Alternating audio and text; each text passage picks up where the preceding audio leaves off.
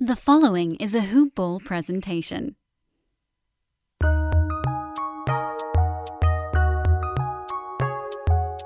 Welcome to the Fantasy NBA Today podcast.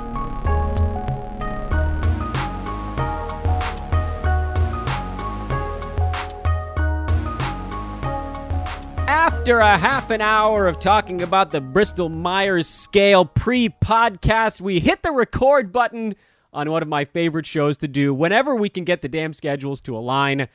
Welcome to Fantasy NBA Today, everybody. A happy Monday to you all. The start of another week. I've again lost track of how many off-season episodes we've done. My slash marks on the prison wall, I think we're at 91? 96? I don't know. But you're in it.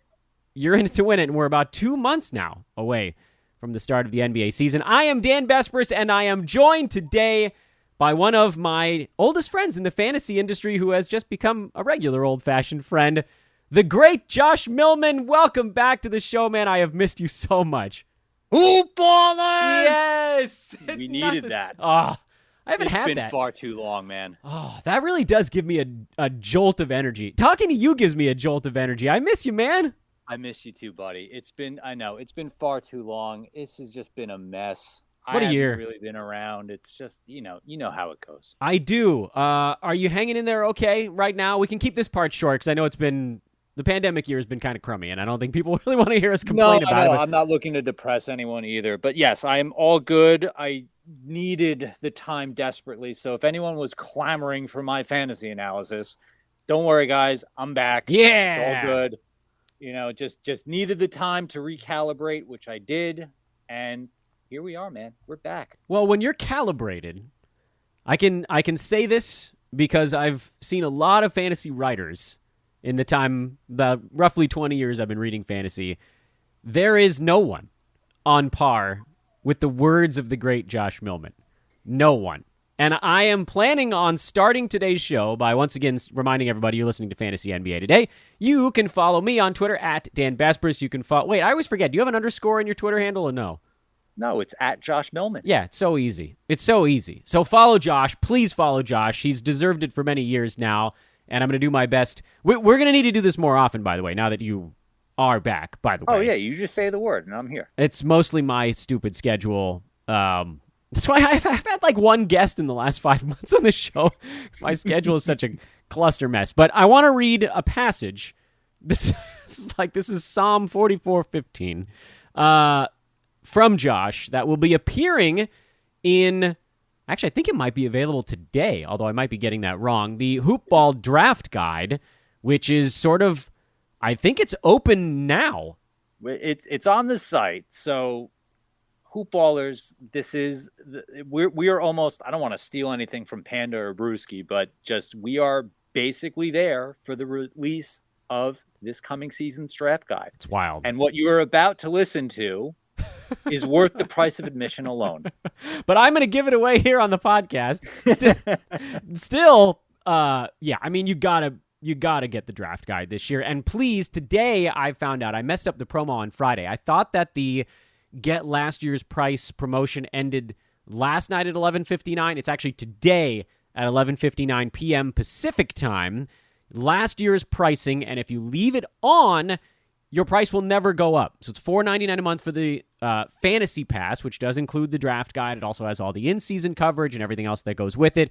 It does have the Brewski 150 earlier than folks that just get the draft guide alone, later than folks that get the Hoop Ball 360 plan. But I can do a little bit more promo on that later in the show. I want to get to this passage from the great Josh Millman. I'm zooming in on my phone, and for some reason, I struggle, because I'm an 85-year-old, to get things to turn on the new iPhones. They don't rotate the way they used to and zoom in. How perfectly appropriate. Yes. Perfectly appropriate. So I adjust my bifocals. Quote, but honestly, you're not here for analysis on Carmelo Anthony. If you've made it to this point, you're here to have me rag on the fact that the Lakers have a roster whose injuries during the season will be covered by Medicare. By the way, I'm going to do my best to get through this without laughing in the middle of it. Save it for the end. Because I laughed when I was reading it when you sent it to me. They're going to be the first team to have someone labeled questionable with osteoporosis. The I messed up already. The Lakers are going to begin training camp by getting up early and taking a brisk walk in the mall.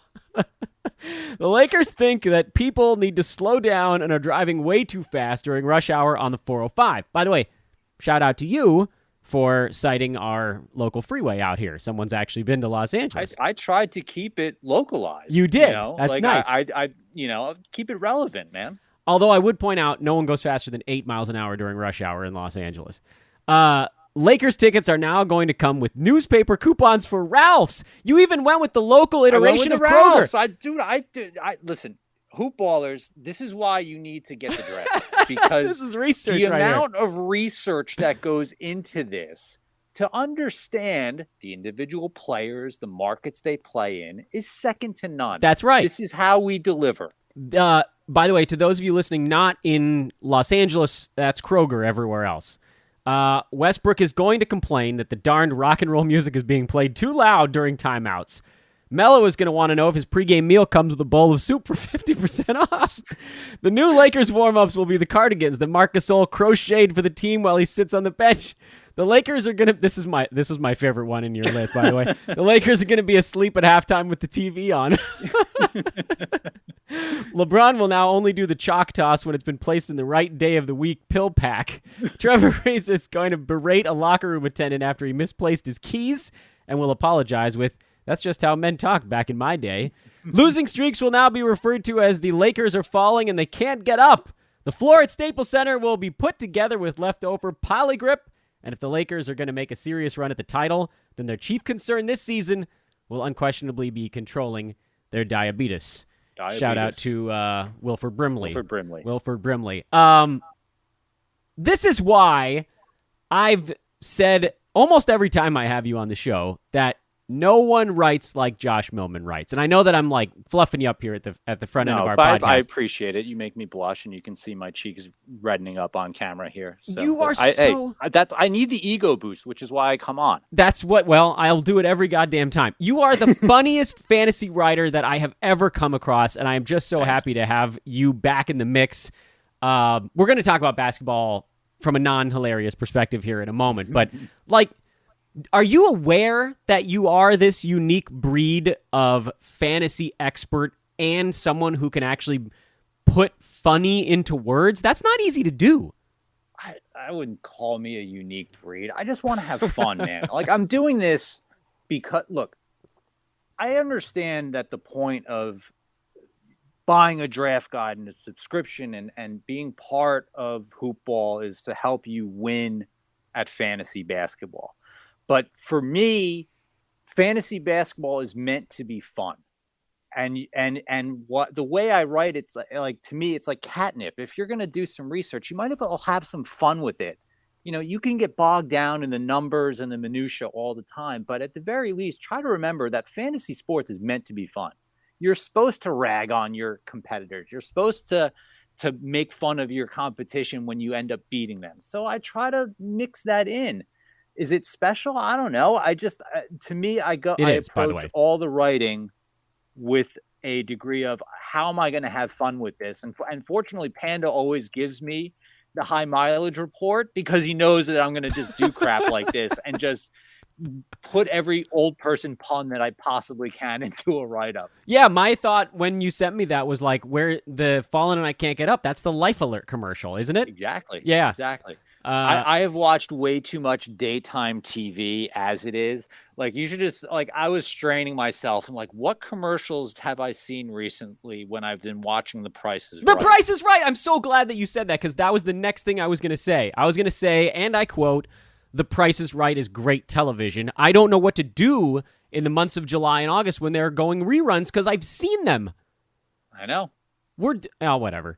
So this is my segue, by the way, to the basketball side. Because, first of all, these are all jokes at the expense of my Los Angeles Lakers, and I think they're all hilarious. But from a fantasy standpoint, the Lakers went from being sort of like a light mess to a real mess. Mm-hmm. I'm not going to ask you necessarily about them. If you want to talk about the Lakers, that's totally fine. I'd rather give you more of an open mic type of situation here.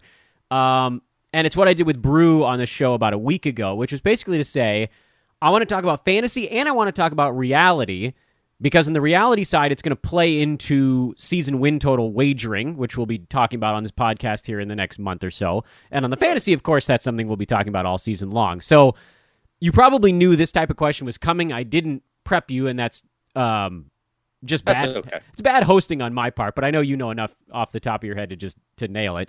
What were some of your, I'll say favorites and least favorites is kind of an easy way to put it, from a reality standpoint?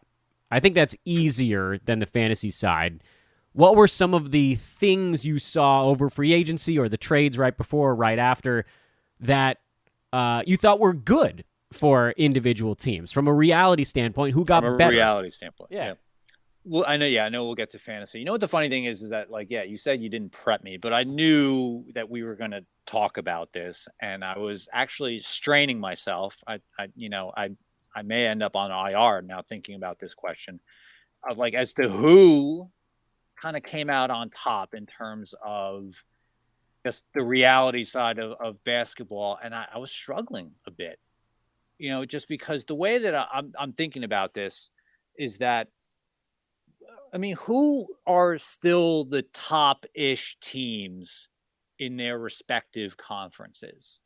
If you were to think about it going into the season. In the East, it's still Milwaukee. It's still the Nets. And you could probably argue that Philly is still there. And in the West, it's, probably Phoenix, probably Utah. You can make arguments for the Nuggets and obviously the Lakers. But even though the Lakers stunk at the end of last year, everyone just kind of assumed that they were always going to be favorites as long as they were healthy. Now adding Westbrook, they're definitely favorites. So when you rattle off those names, there isn't anyone who, in my mind, is like, well, did any of these moves vault those teams into those echelon of teams that are probably your early favorites for the Larry O'Brien? The one team that I would say is probably the closest to that is the Miami Heat. That's what Bruce said too, by the way. He liked the Heat stuff. I'm a little bit more mixed on it, but go ahead. Tell me more.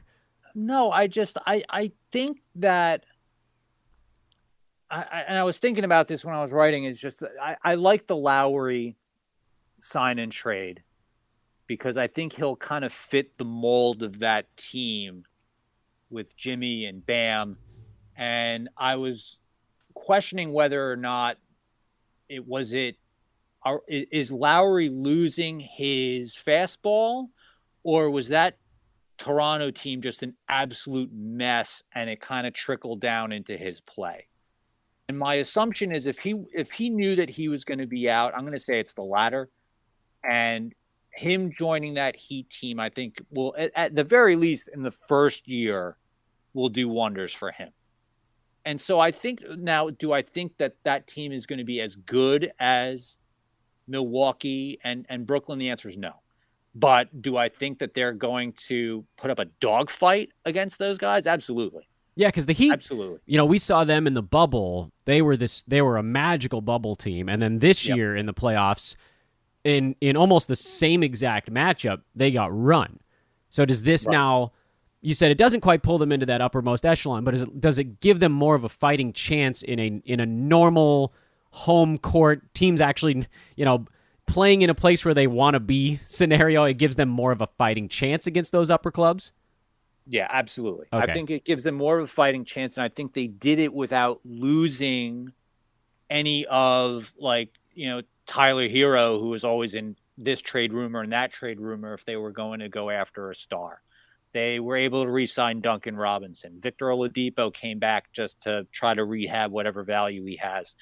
And Brewski's boy Max Struss is back, so they'll have some of the depth there.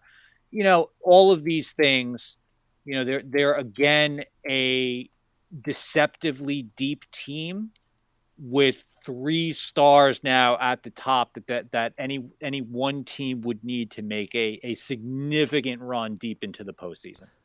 From a reality standpoint, who stunk it up on this one? Who did something? I mean, this is a hard question to ask because teams are not actively trying to get worse, right? Sort of. But who did some dumb stuff? I think that's probably a better way to ask it. Who was trying to do something right and really biffed it? Who biffed it? I have no idea what the hell the Pelicans are doing. Well, it looks like they just re-signed Josh Hart, by the way, while we were talking. Well, lucky them. That's going to be all the difference in the world. Congratulations, Pels. I have no idea what the Pelicans are doing. I know that the Bulls are making these splashes, and we can focus on Lonzo Ball if we want, but like I have no idea how that team's going to work. I don't know. The Cavs are just kind of stuck in the mud. Are they going to get any better? That was a team that somehow managed to do well. I know they gave Jared Allen an extension, but they managed to almost do nothing during this whole stretch. Which is stunning to me because the rest of the East just got so much better. And I love, I don't know if you saw this on Twitter, the Jared Allen quote was like, "Hey, if we just stick at this for another few years, we can make that 5-6 seed out in the East." I'm like, what a goal! And I'm thinking about like coming to America, like, "Hey, I used to be washing lettuce. Soon I'll be on fries." That's a great and that's when the big bucks start coming in.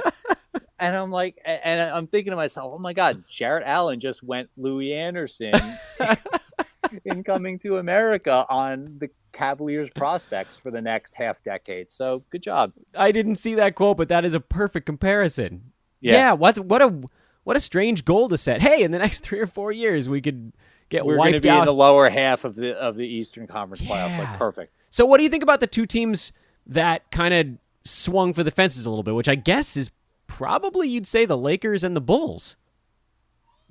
So I just don't know how the Bulls are anything above kind of that middle tier of Eastern Conference playoff teams. Well, let me ask this halfway through follow-up then.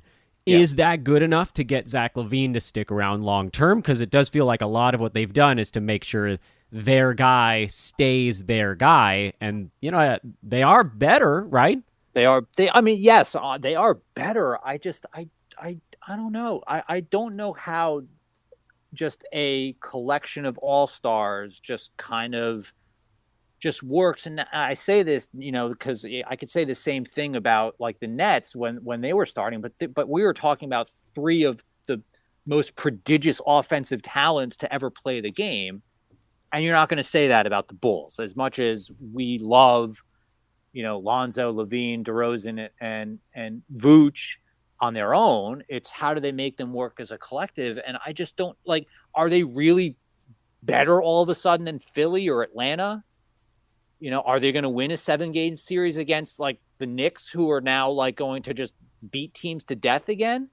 I don't know. And that's my only issue with what they did is that they did it just to get like a 6 or 7 seed in the East or Miami for that matter. Are they really going to beat Miami? Just like what we were talking about.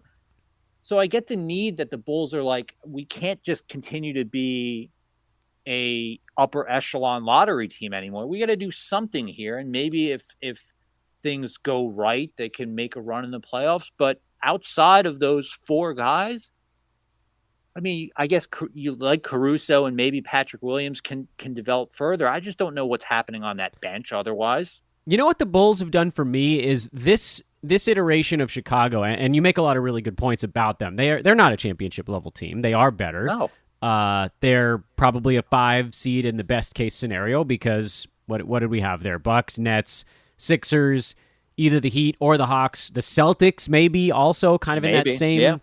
Yeah. And so then I kind of sat back and I was looking at this team and I thought, man, it's really impressive what the Jazz have done. And I know everybody hates that, Rudy Gobert doesn't fit in the playoffs and fine, let's say the Suns then. I'll throw them in the same bucket or even the Nuggets. But I've actually left the Nuggets out of this thought process in my brain because I think Nikola Jokic is a bona fide superstar, even if he doesn't get treated like one by the national coverage. It's really hard to be one of those championship contender level teams without a bona fide legendary superstar on your club. LeBron, right. Fine. He's going to be there all the time. KD, he's going to be there all the time. These are like Giannis, he's going to get his teams somewhere into the playoffs. He's going to be a top-level regular season team. It's hard to be one of those top teams when you don't have that type of guy. I don't think the Jazz have that type of guy. I like Donovan Mitchell, but he's not LeBron. He's not KD.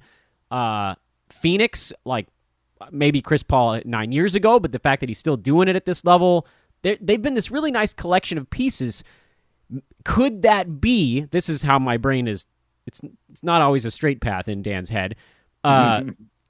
Could that be what the Bulls are looking at to say, look, we've got a lot of good players on our team now. Maybe even, dare I say, a couple of great ones. Zach LaVine is pretty damn great. Not a superstar, but he's great. Could we be the next Utah Jazz? Could we be the next Phoenix Suns where the pieces just something magical happens and we are better and we go farther and we have a better regular season than anybody could have hoped? Is that what they're striving for, or am I overcomplicating it? Is it just like we gotta take a hack right now, or the whole thing's going to come apart?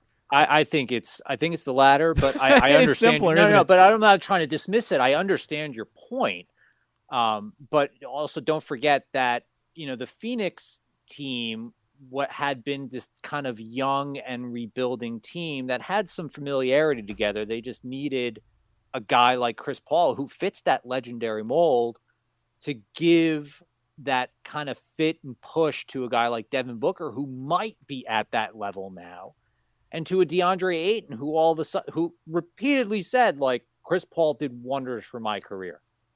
To have a guy who can be a mentor and understand, just that high IQ perspective of the game that, other teams just simply don't have, and that young guys need to kind of make that leap. The Jazz, in your example, those guys have been playing together for what, like 3-4 years now together? Yeah, the continuity element is a big piece of that. That's a big deal. So now you're throwing the Bulls in together, who, again, DeRozan has no experience playing with these guys, and Levine and Vooch have only played together for a couple of months, and those early results weren't promising. And Lonzo Ball really hasn't been part of a winning franchise yet. These are going to be things that the Bulls will need to develop. And look, we can joke about chemistry, but that's real. Knowing where guys are supposed to be on the court, and when the right time to pass, the right time to shoot, etc. These are things that the Bulls are going to have to work on as the season progresses, and then come playoff time, then they're going to have to perfect. And that's not going to happen in a single season. And maybe maybe the improvement does keep Levine around, but it's a question of sustainability, repeatability, and it's going to be hard for them to do it right off the bat. What about the Lakers? I just goofed that they're old, but they're gonna be in the top of the league. I would have to. I thought you might say that. I know. I'm not gonna rag on these guys. Any team with LeBron James, Anthony Davis, and Russell Westbrook is gonna be really friggin' good. Sorry, there's your analysis. They'll figure out the other pieces. I'll be curious to see how much Russ and LeBron cede to each other, but because both are going to want to attack the lane and just overpower their opponents with the ball in their hands. But I also think at this point, LeBron James is totally fine with giving up some of that responsibility to a guy like Russ, who just wants to win at this point.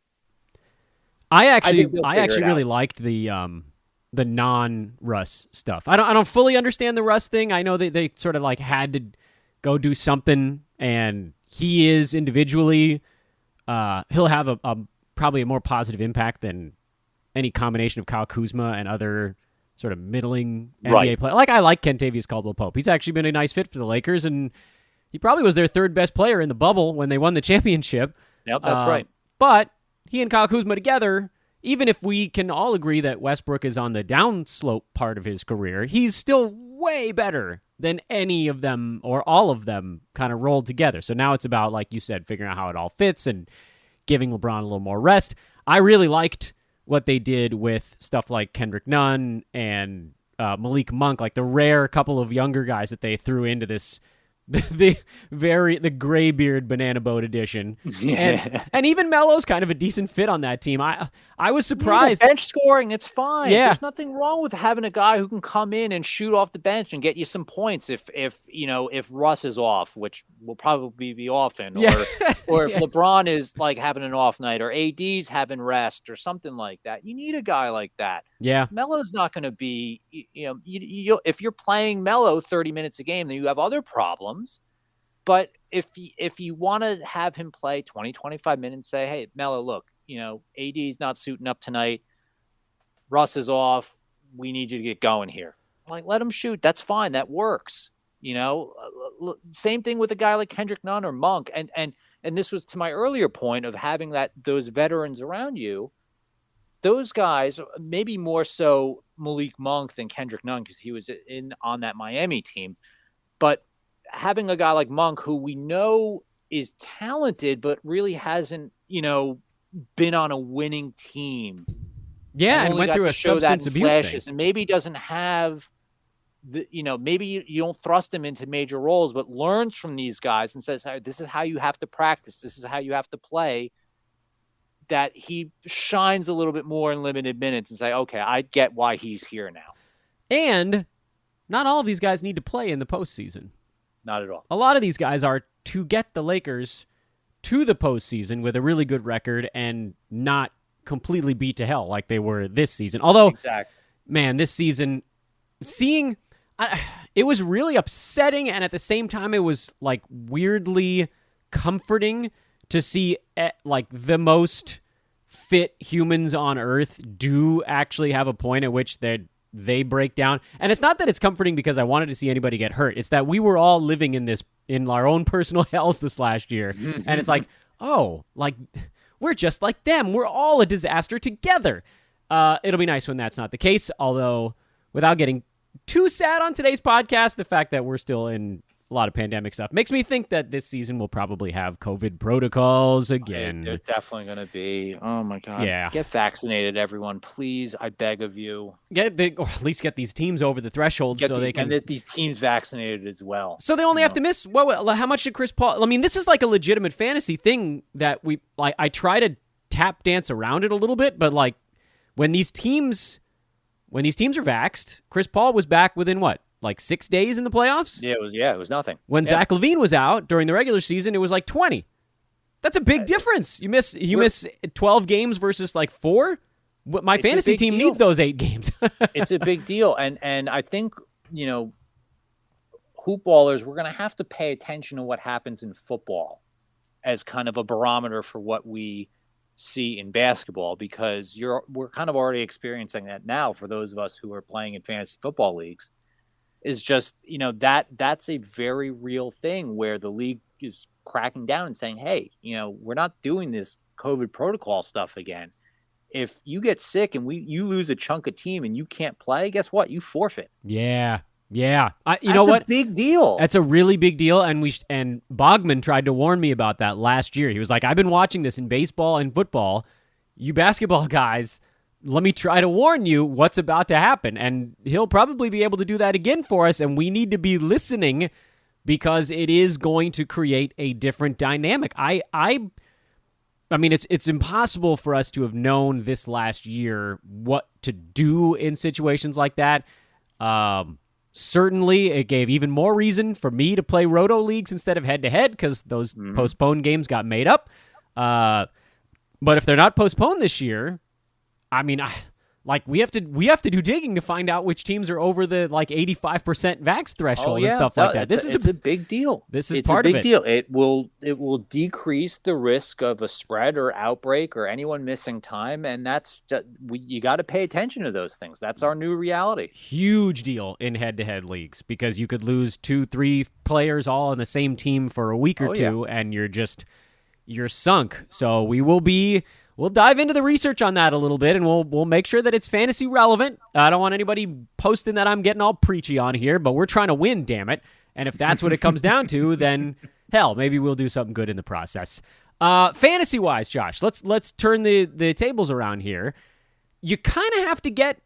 I mean, maybe you can tell me I'm wrong on this, but it feels like you kind of need to get away from the bigger name moves to find any fantasy winners so far during this free agency and trade season. The big name stuff just put high usage guys all on the same damn team and hurt everybody. Right. Well, I don't know. I've been racking my head actually, and I for the life of me can't come up with a top 10 right now. So I'm not going to be the best source of who's going to be, good for the middle rounds right now. But yeah, like there's the consolidation of guys like, and we'll stick with the Lakers for now because Westbrook and LeBron were already two polarizing fantasy players. And we have to decide how much one is going to cede to another because that's ultimately going to affect where we pick them in leagues. And again, I know Westbrook isn't everyone's cup of tea, but he's going to be good in 8-cat leagues, and same thing with LeBron. But, for now, I kind of did this when I was doing the high mileage stuff. But for a guy like LeBron, he's almost going to have to lose some of his per game stats like points and rebounds and assists. But does he gain more efficiency with Westbrook there? Does he cut down on his turnovers, making him more appealing for 9-cat? So even though that, yes, there is some like kind of that high usage movement, if you will, particularly with the Lakers, there's going to be pockets of, okay, I can see how this works out. Same thing with the Nets and like what happened last year once they brought on Harden. You can make an argument that all three of those guys deserve to be picked in the top 10 because Harden completely transformed his game. And if he's going to average something like, I don't know, like 12 assists per game next year, that's a big deal. Is it enough? I know that's a very short, simplistic way of asking that follow-up question, but is it ever enough for the efficiency spike to overcome the usage hit? It seems like the answer to that is usually no. Usually no, but I mean, I know that we're kind of just winging it now, but it also depends on how you're building your team. And it's almost like impossible to kind of tell that right now. I probably wouldn't trade in the guy like LeBron's case a downgrade of 8 rebounds and 8 assists per game for his field goal percentage going from, 51 to say 53. I probably wouldn't do that, to your point. But again, it depends on the league that I'm in. If it's 9-cat and he goes from 3.5 turnovers to 2.5, that's kind of a big deal. Yeah, that's a good point. The turnovers is a thing. Certainly with Westbrook, from like Yeah. could he go from like 5 to 3.5 or something like that? So it's a mitigating force. Maybe is the. I think it's a somewhat mitigating. I think it's the difference of how we end up ranking a guy like LeBron. If is he top 20 or top 25, and maybe that's even too generous at this point. But like it's where he slots in, where you're looking at him in say the second or third round of a draft or so. So let me ask you about a couple of specific middle-y type of guys instead of just saying, "Hey, tell me about all the middle-y guys." I know you left it too vague for me. Yeah, I know. That was like a prairie, and I needed you hosting, Dan. I suck at this, but I did read the whole passage, so that killed some time at the front end. So I've been kind of wondering. I asked Brew this same question. I was curious if who can maybe stay afloat in this mix.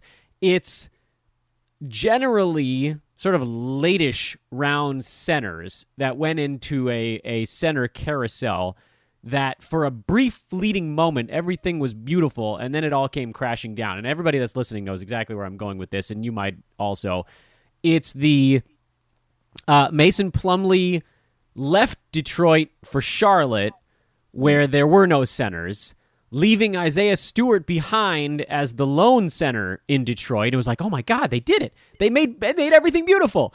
And then Detroit brought in Kelly Olynyk, who had just been dominating in Houston in a way that we've been hoping for years, to do something with Isaiah Stewart, play alongside, back him up. I don't fully understand. And then Houston was like, well, Kelly, if you can go, we'll go get the closest thing we can find to you who's not as good and sign Daniel Tice to a multi-year deal. I know.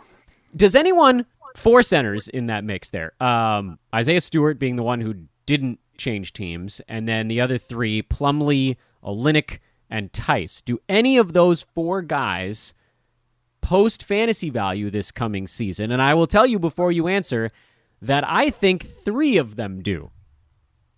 I kind of think so. I do think that Stewart and Olynyk definitely do.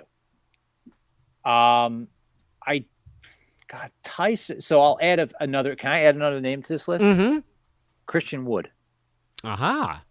Well, he already had some fantasy value. So now he the had question some is fantasy value, but if we're talking about, he was, what was he, like 64, 65 or something like that per game? Yeah, he came back from that injury and he just wasn't. Yeah, he was awful in the second half of the year. Just, but it wasn't just, adding Tice, but I do think that is going to affect him. But also, they drafted 2 big men, Garuba and I forget. I'm going to butcher the other guy's name. The international. Kid. I have no idea who people drafted. I know. I'm sorry, hoop ballers. Old man, bad analyst. I do think that the Detroit guys can play together because Olynyk can clearly play outside, and his skill set's far different than Isaiah Stewart. Tice, I think, is going to be fantasy relevant as well because he also doesn't need to be, heavy scoring or anything like that because he can contribute across the board, and they need some semblance of defense there. Yeah. Well, you picked the same 3 that I did, so that's good. Yeah, and who'd you say? Who's the other one? Oh, and then Plumley was the one who's probably on the outside. But that one's close. I close. I think that he was pretty relevant, but he got shelved towards the end of the year. I mean, is it going to be the same scenario in Charlotte? I would imagine that they're all going to have relevance at least at the start of the season. Yeah. Yeah. So here's my hope. I don't know if this is how it's going to play out, but my hope is that some big site out there, bigger than the Mighty Hoop Ball, a bigger site, tells people to be wary of Olynyk or Stewart because they're on the same team. And I actually think that there's very much a place for them to coexist. Very much. Yeah, I agree. Now, does that mean that Stewart's going to get 30 minutes a game like he might have if there wasn't an Olynyk around? Probably not. I mean, we probably have to dial him back into probably the mid to high 20s instead of maybe the 30-minute threshold. And then with Olynyk, he's certainly not going to do what he did in Houston. He's not going to have that sort of freedom on a very young team, but his fantasy game translates really nicely. So I think there's a chance that maybe one or both of those guys get a hair underdrafted. I'm almost certain Daniel Tice gets underdrafted this coming season. He always gets underdrafted. Yeah. He's always been a favorite of ours. So and Plumley probably gets underdrafted too, even if he's not like a great mega upside kind of dude. He's generally pretty durable on a team that needs a big man. They do need a big man, but what I will say is where he had a lot of value last year, he probably won't be able to replicate in Charlotte because LaMelo's going to have the ball in his hands. Yeah, they're not going to need Plumlee to be a savvy passer. It's a completely different setup there, and he's not really kind of a fun and gun center on that team. It is kind of a shocking signing when you think about it. It's just signing 7 feet for the sake of signing 7 feet. Yeah, they were looking for Cody Zeller, who didn't miss 3 weeks every 3 weeks. Yeah, I don't know. But yeah, so that's going to diminish his value somewhat because he was averaging, like 5-6 assists a game or something like that in Detroit, and they're not going to need him for that. No, they won't. But I do think they'll get crushed on the glass if they don't play someone of his, because their other option at center really is small ball PJ Washington, who I like, but what is PJ, 6'9"? Yeah, he's really small ball, but PJ is going to play hard if you follow Twitter. So he's got a good, other than his percentages, but he does have steals, blocks, threes, scoring, boards, that kind of stuff. There's a decent fantasy game there. But he's outside of this realm of center carousel. next time, Josh, can we start to dive into some of the individual rosters a bit? Start to work on those? Yes. That's what I'm talking about. That's what I'm talking about. We can. I'll ask you one last question before we I'll allow it. Now, speaking of the Detroit Pistons, what are your initial assessments on Kade, my friend? Oh, you know exactly what I'm going to say. Go ahead. He'll be overdrafted. Wildly overdrafted. I knew it. Wildly overdrafted. I am in people have heard me talk about my 11 category league, which basically plays like a points league. That's a spot where I would absolutely take a flyer on a young guy because I won't care if he shoots 41% from the field on 17, 18 shots a game and has 5-6 turnovers a night because I'm probably punting turnovers in that league anyway. 9-cat Roto, you couldn't pay me enough to get the month at the end of the year where he's probably going to be really good. It'll be the Trey Young type of thing where all of a sudden in mid-March they're like, oh, and then very good for 2 months, but that doesn't wipe out the rest of being sort of a net negative for the first 3.5 to 4 months of the season. And I these guys are very exciting, and we saw it with, I think Anthony Edwards is a really good example of that type of thing happening this year. There's just an adjustment period for these guys. And Summer League is going to screw everybody up.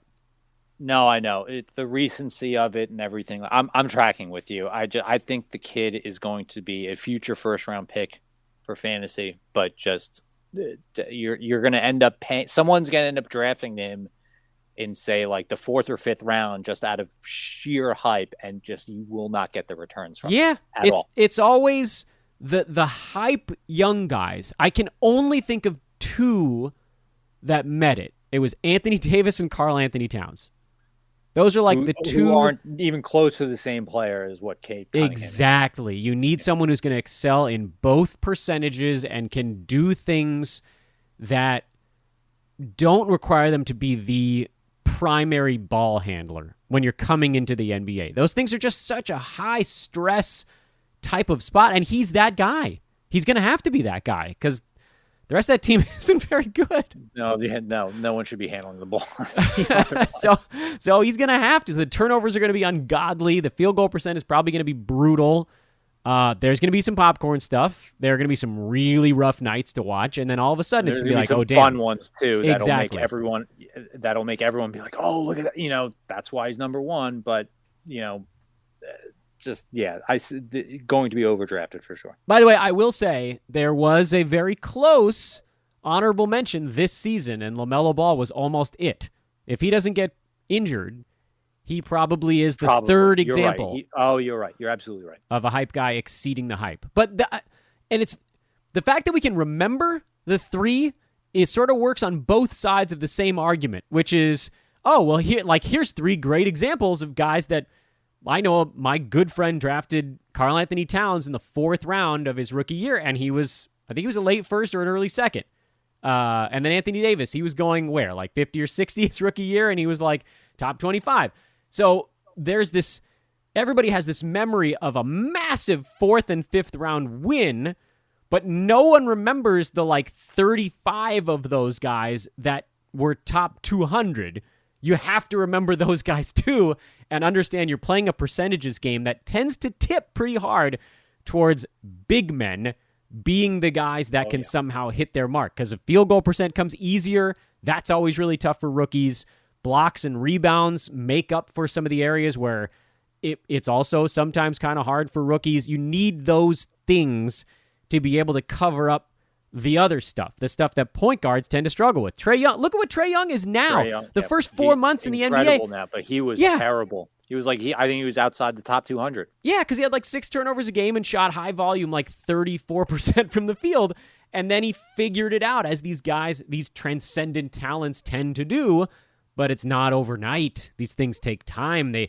It's why Chris Paul is such a fun example of someone who can kind of see the game he's playing almost like he's watching it being played on a video game or something.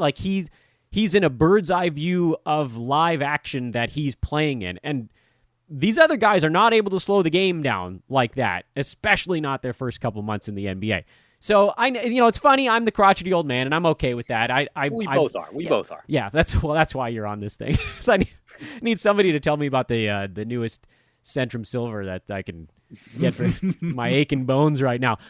We are going to dive more into individual teams. We got lots of stuff that'll come up. Josh, I love you, buddy. I'm so happy to have you back. Too, man. This is great to be back. He is at Josh Millman on Twitter. Follow immediately. Go get a fantasy pass today, because now I've actually got the promo right. You can still get it for $4.99 a month. The price goes up, and once it goes up, it will never go back down. If you get it for $4.99 a month, the loyalty program kicks in. All you got to do is leave it on, and you can have that price for life. No matter how many times it goes up down the line, you will still be paying $4.99 a month. This was Fantasy NBA Today. I'm Dan Vespers. He's Josh. Have a great Monday, everybody. We'll talk to you tomorrow. So long. Take care, everyone.